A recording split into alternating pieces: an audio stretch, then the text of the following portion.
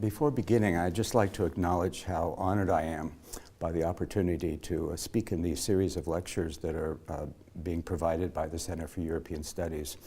And also somewhat anxious, given the fact that I am an American, and so I come from a country that has never experienced totalitarianism. So it is something in America which remains consequently an academic exercise. Nonetheless, this is an area that I have been teaching, in which I've been teaching for about 20 years now.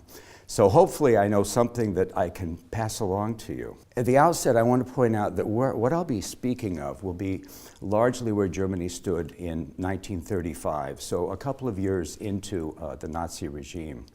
And so certain things were in place already by 1935 that I think it's important to mention.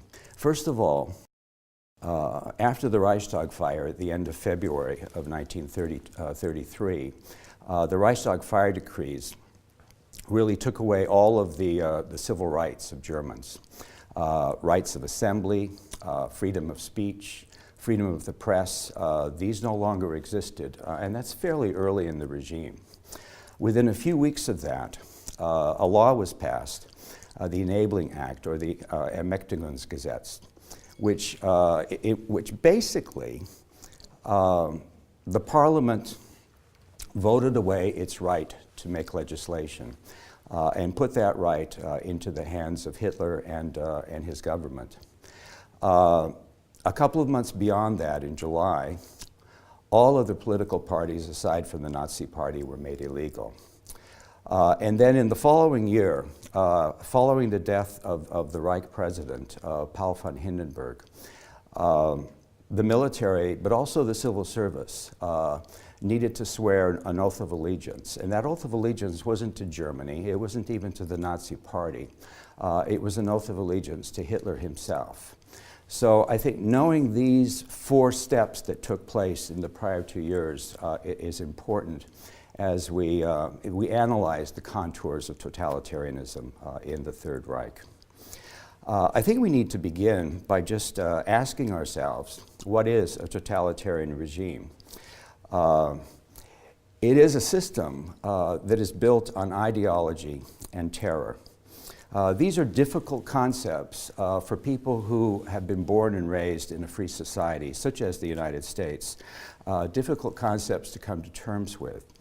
An ideological politics is one where there are actually people out there who are prepared to kill you for the sake of an idea. Certainly, the Nazi movement was one in which people were prepared to kill for the sake of an idea.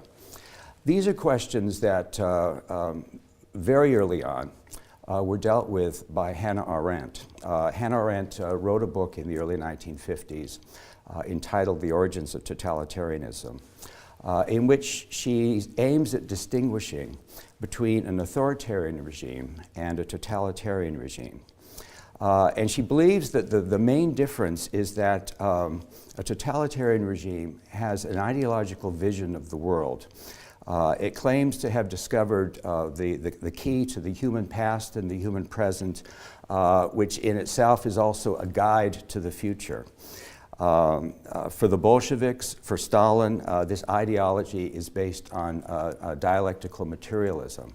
The concept of class warfare that is going to lead to this nirvana of a classless society. For the Nazis, race is the key to understanding all of human history. And so the Nazis' system was thereby based on a racial ideology, and that ideology needed to be translated into policy. Now, it's necessary to act if you have the key to history. A totalitarian party believes that it stands at a turning point in history.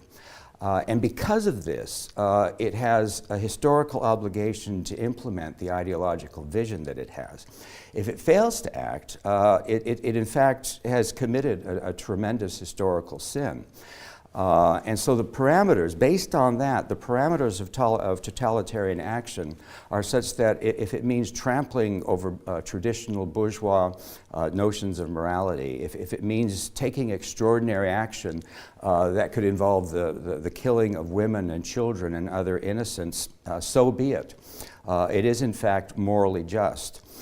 Crimes in the short term are necessary for the greater good.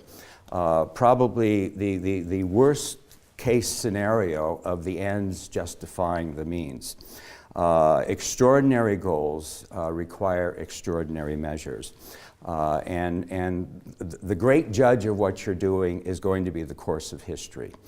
So in summary, if you look at totalitarianism, I guess in general, both looking at the Soviet Union as well as Nazi Germany, what you find is a blind commitment to ideology and with that a ruthlessness in implementing that ideology. These are characteristics of both a totalitarian party and a totalitarian regime.